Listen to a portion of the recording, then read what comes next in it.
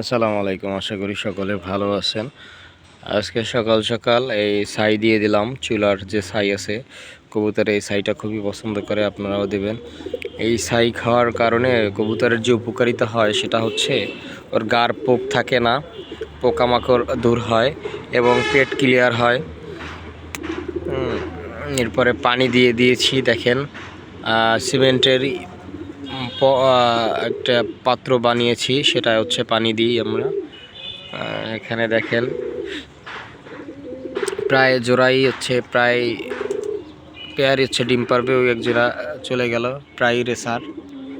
আমার কিছু দেশি কবুতর আছে, যেমন এই একটা, ওই এক জোড়া শখের জন্য কিছু রাখছে, আর প্রায় রেসার।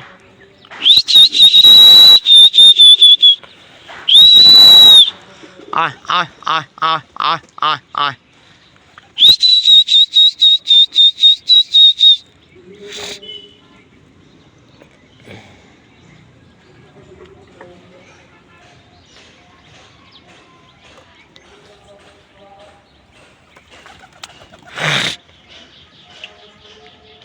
এই পেয়ার জোড়াও বিক্রি করা হবে।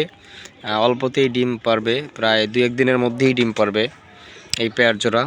এরপরে এই এক জোড়া আছে, এই পেয়ার, এই একটা, আর একটা হচ্ছে আরেকটা ওই উপরে, এই পেয়ারটাও বিক্রি করা হবে।